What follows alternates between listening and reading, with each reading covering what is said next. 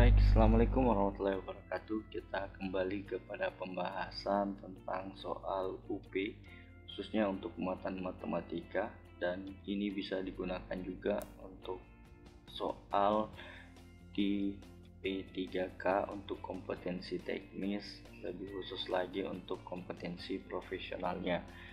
Nah, di sini sudah ditampilkan sebuah soal tentang pecahan dalam bentuk soal cerita. Soalnya, sebuah bilangan X adalah pecahan A per B. Jika A ditambah 3 maka menghasilkan bilangan 2 per 3. Jika B ditambah 1 maka menghasilkan bilangan 1/2. Berapakah bilangan X tersebut? Nah, untuk menjawab soal ini kita bisa menggunakan dua cara. Yang pertama dengan mencoba, dan yang kedua dengan operasi aljabar, ya, dengan memisalkan A dan B-nya sebagai sebuah variabel. Oke, kita akan coba menjawab. Yang pertama kita buat persamaan, ya. Ketika A ditambah 3, berarti pembilangnya ditambah 3, kemudian per B itu sama dengan 2 per 3, maka hasilnya menjadi 3A ditambah 9 sama dengan 2B. Ya, kita operasikan kali silang di sini. 2-nya dikali B, 3-nya dikali A tambah 3, hasilnya 3A tambah 9 sama dengan 2B. Ini adalah persamaan pertama. Selanjutnya di soal dipaparkan bahwa jika B-nya ditambah 1 itu sama dengan 1/2, ya. Berarti ini juga kita kali silang, maka hasilnya 2A sama dengan B ditambah 1. Nah, kita bisa buat persamaannya lagi menjadi 2A dikurang 1 sama dengan B. Satunya pindah ke ruas kiri, ya. Karena di sini dia dijumlahkan, maka dia pindah ke sini jadinya dikurangkan. Jadi 2A dikurang 1 sama dengan B. Kita sudah dapat nilai B, ya, yaitu 2A dikurang 1. Dengan ini kita bisa gunakan langkah substitusi untuk masuk di persamaan pertama di sini. Kemudian kita cari nilai A-nya. Maka bentuknya seperti ini. 3A ditambah 9 sama dengan 2 dikali 2A dikurang 1. Sehingga kita bisa operasikan 4A dikurang 2. Nah, kita bisa kumpulkan untuk yang punya variabel yang sama, ya. Misalnya ini kita pindahkan ke sebelah 3A menjadi 4A dikurang 3A, dan 9 ditambah 2 hasilnya 11. Jadi 4A dikurang 3A kan sisa A, ya, di 1A atau A, kemudian sama dengan 11, berarti A nya 11, pembilangnya 11. Di pilihan jawaban yang 11 cuma 1 sebagai pembilang, ya, berarti itulah jawabannya, yaitu 11/21. Nah, cara kedua kita mau mencoba sih sebenarnya. Jadi kita misalkan ketika ada pilihan jawaban, kita coba kembali ke soal, ya, untuk lebih jelasnya. Nah, ketika misalnya A ditambah 3 maka akan menjadi 2 per 3. Kita cari bilangan di sini, kalau kita tambah 3 hasil pembilangnya menjadi bentuk sederhananya itu menjadi 2 per 3. Contoh kita ambil B20 per 23. 20 nya ditambah 3 menjadi 23 per 23. Hasilnya kan jadi 1, berarti bukan 2 per 3, maka B bukan jawabannya. C juga seperti itu. Ketika misalnya kita tambahkan 14 tambah 3 kan 17, berarti 17 per 15 itu bukan juga 2 per 3. Maka kita coba misalnya A ini 11 ditambah 3 itu 14, 14 per 21, masing-masing dibagi 7, ya, pembilang dan penyebutnya, maka jadinya 2 per 3, maka jawabannya adalah A. ini juga kalau kita cepat dalam menentukan pecahan senilainya, maka ini bisa kurang dari 1 menit juga untuk menjawab dengan cara tersebut. Oke, kita lanjut untuk soal selanjutnya. Di sini ada soal tentang FPB ya. Nah, untuk mengerjakan soal ini kita coba cermati dulu soalnya. Sari mempunyai 84 ballpoint dan 56 pensil. Sari ingin membagikan kepada teman-temannya dan akan dimasukkan dalam kantong dengan jumlah yang sama banyak. Berapa banyak ballpoint dan pensil setiap kantung? Nah, di sini ditanyakan ya berapa banyak ballpoint dan pensil setiap kantungnya. Nah, berarti kita perlu lihat apa sih kata kunci, apa kita menggunakan FPB atau KPK. Saya sudah sampaikan tadi ya bahwa ini adalah soal tentang FPB.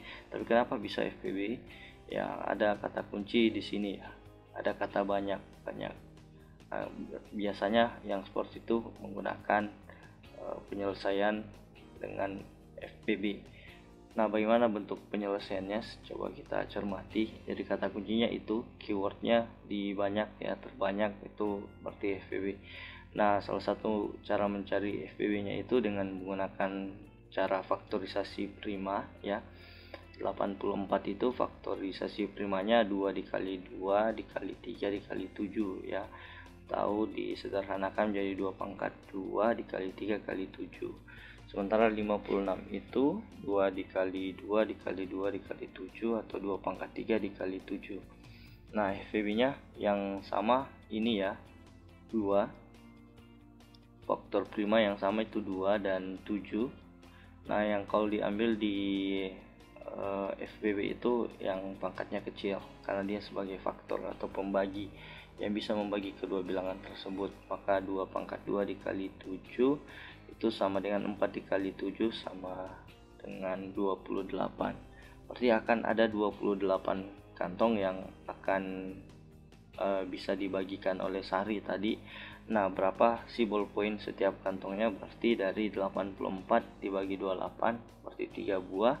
Kemudian pensilnya 56 dibagi 28 itu sama dengan 2. Jadi jawabannya adalah A, ballpoint 3, pensilnya 2.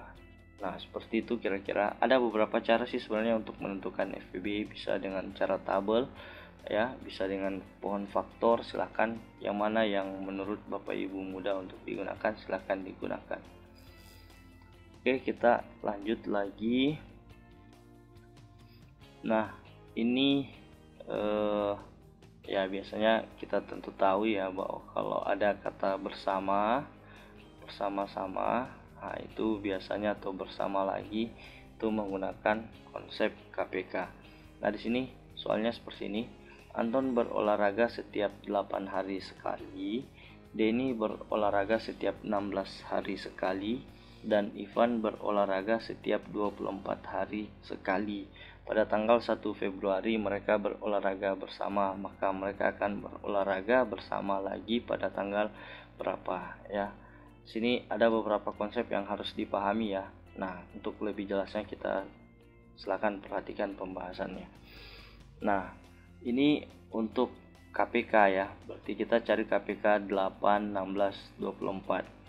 Berarti ini cara dengan faktorisasi prima juga. Jadi kita faktorisasikan 8 yaitu 2 pangkat 3, 16 2 pangkat 4. Kemudian 24 itu 2 pangkat 3 dikali 3. Nah, KPK-nya itu yang sama di sini bersekutu itu 2 ya. Kita ambil pangkat terbesar, berarti 2 pangkat 4, dan juga yang tidak ada sekutunya diambil semua. Tapi di sini cuma ada 1, 3 ya. Berarti 2 pangkat 4 kali 3 itu sama dengan 16 dikali 3 atau sama dengan 48. Maka dia akan bersama-sama lagi setelah 48 hari. Nah ya, jadi ini yang masalah kan itu dia bersama pertama kali itu 1 Februari. Nah, di 2010 berarti kita harus tahu berapa tanggal di bulan Februari ini sampai tanggal berapa pada tahun 2010. Nah, itu jumlah harinya 28 hari. Kenapa 28 hari bukan 29? Ya, 2010 itu tidak habis dibagi 4. Ya, kita ambil dua angka terakhir di tahun itu. Misalnya di sini 10, kalau 10 tidak habis dibagi 4 berarti dia bukan tahun kabisat. Kalau bukan tahun kabisat berarti jumlah harinya cuma 28. Kapan misalnya dia tahun kabisat? Berarti 2008 ya, 2012, 2016, 2020 itu dia tahun kabisat. Kalau tahun ini 2021, 21 kan tidak habis dibagi 4, berarti bukan tahun kabisat. Tahun ini jumlah hari di bulan Februari 28 hari, sama di 2010 ini. Nah, kalau seperti itu kita sisa hitung lagi. Seperti 1 Februari ditambah 48 hari itu jadinya 49 Februari. Nah, 49 Februari itu kan tidak mungkin ya, 49 kan cuma batasnya 28, berarti kita kurangi dia 28 hari, berarti sisa 21. Nah, bulan setelah Februari itu adalah bulan Maret, berarti jawabannya adalah 21 Maret 2010. Jadi optionnya yang tepat adalah Charlie. Oke, kita kembali ke soal pecahan ya. Ini soal pecahan juga, yaitu persen ya. Nah, masalahnya di sini misalkan ada pedagang ya, modalnya 80.000. Kemudian dia pada saat menjual bisa memberikan diskon 20%. Tapi setelah diskon itu dia masih untung 25%. Berapakah harga yang diberikan? Nah, ini kita harus hitung ya berapa harganya dan mengakomodir ada diskon dan juga untungnya dari 80.000 ini.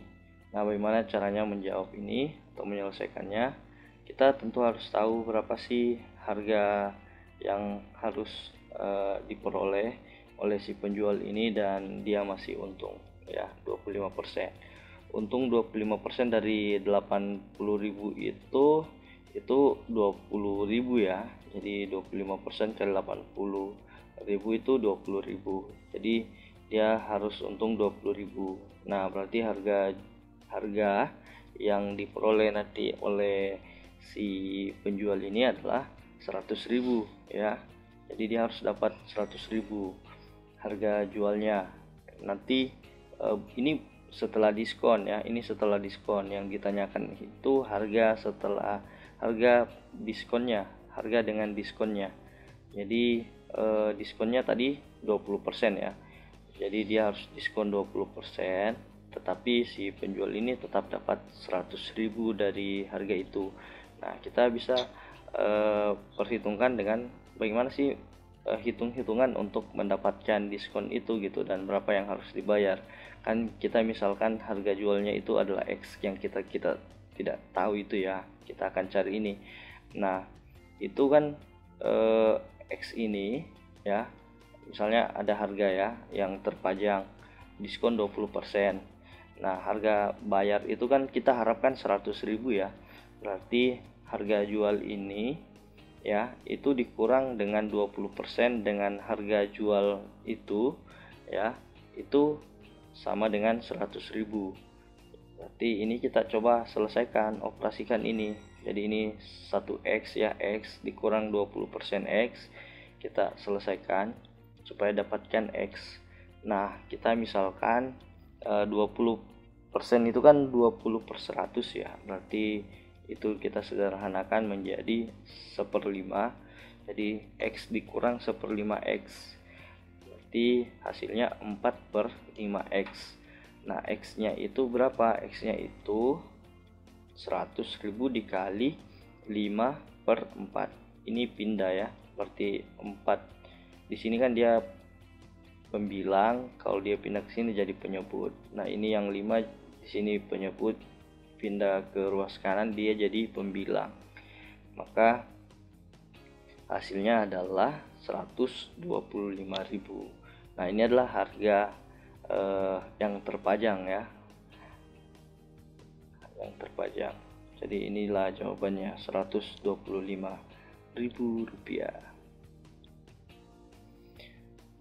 Oke, semoga bisa dipahami untuk itu. Nah, sekarang kita ke indikator selanjutnya untuk kesebangunan ya. Ini ada sebuah bangun trapesium ya, trapesium.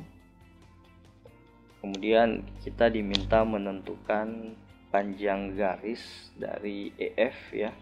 Ini EF yang belum diketahui. 4 cm ini panjang dari DE ya.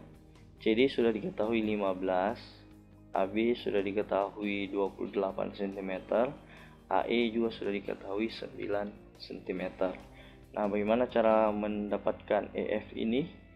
Kita bisa menggunakan konsep kesebangunan segitiga ya, kesebangunan segitiga, tapi dengan sebuah garis bantu. Kita bisa lihat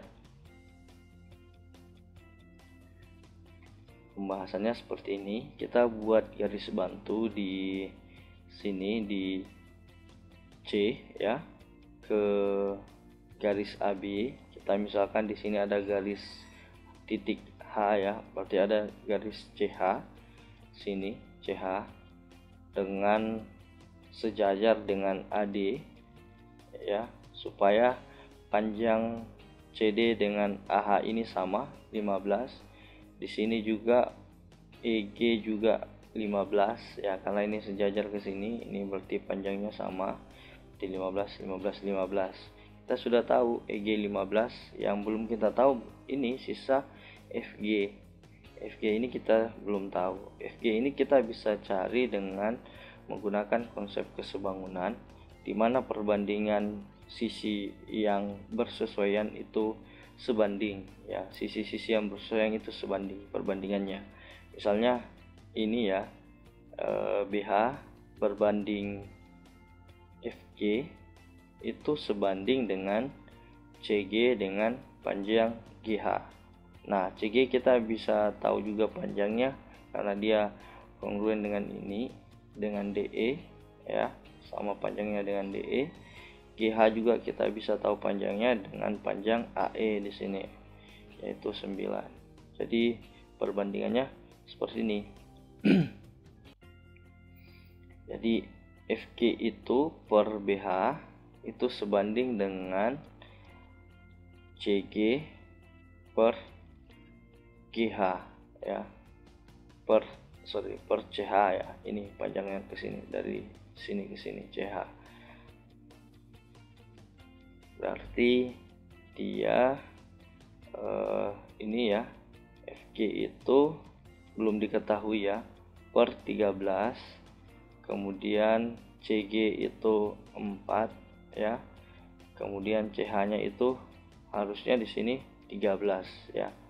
13 di sini 13. Ini salah ketik, mohon maaf. Berarti hasilnya FG itu kalau kita kali silang ya, berarti dia harusnya di sini FG kali 9 13. Kemudian FG nya kali 13 nya kali 4 itu sama dengan 52 ya, 52. Berarti FG nya 52 dibagi 13 itu hasilnya 4 ya. Jadi ini mohon maaf, ini agak keliru di sini ya, tapi hasilnya sama ya, hasilnya itu 4. Ini salah ketik di sini dan operasinya juga salah ketik. Oke, FG nya 4, berarti panjang EF nya itu secara keseluruhan 15 tambah 4 itu 19. Berarti panjang EF adalah 19 cm. Itu ya jawabannya. Nah, ada teknik juga yang pernah saya dapat, kalau mudah-mudahan ini bisa digunakan juga, tapi kembali dengan konteksnya juga. CD kan panjangnya itu 15 ya, AB itu panjangnya tadi 28 ya, 15 tambah 13 di sini 28. dia berpindah ke sini. Nah, yang masalah di sini kalau dia ke sini 15 ke 28 itu kan dia pergeserannya sampai ke sini itu 13 cm ya. Nah, panjang DE di sini, AD di sini adalah 13 cm. Berarti setiap perpindahan ke sini 1 cm, 1 cm, 1 cm itu juga panjangnya dari sini ke sini itu naik 1 cm juga. Jadi sampai akhirnya dia panjangnya ke AB itu 28, karena di sini naik 13 ya, 13 cm. Oleh karena itu kita bisa ambil kesimpulan kalau dia ke sini sebanyak 4 cm ya, karena ini DE panjangnya 4 cm, maka dia sisa ditambah 4 cm juga, berarti 19. Seperti itu. Oke, kita lanjut ke soal yang berkaitan dengan bangun datar ya. Di sini ada perbandingan panjang dan lebar persegi panjang. Jadi ini persegi panjang, perbandingan panjang dan lebarnya itu 7:5. Sementara yang diketahui selanjutnya adalah keliling. Nah, yang ditanyakan adalah luas. Nah, untuk mencari luas di sini itu kita perlu mengetahui panjang dan lebarnya ya. Sementara yang ada di sini adalah 7/5.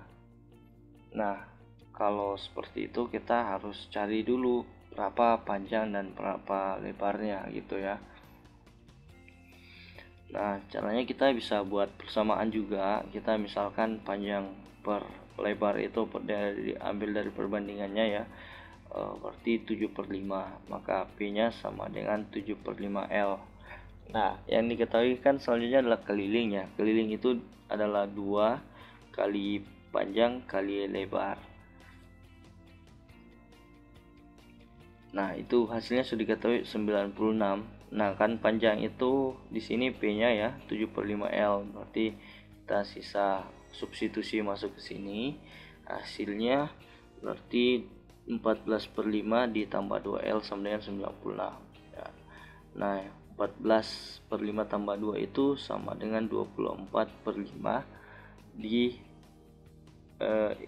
dikali L sama dengan 96. Arti L nya itu 96 dikali 5/24 ya, berarti L nya sama dengan 20. Kenapa ini itu sudah dijelaskan dari soal yang tadi juga. Ini kalau pindah ya, pindah ruas ya, kalau dia di atas jadi ke bawah, kalau dia di bawah jadi ke atas nanti di sini.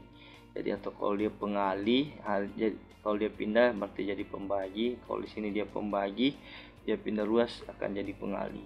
Maka L nya sama dengan 20.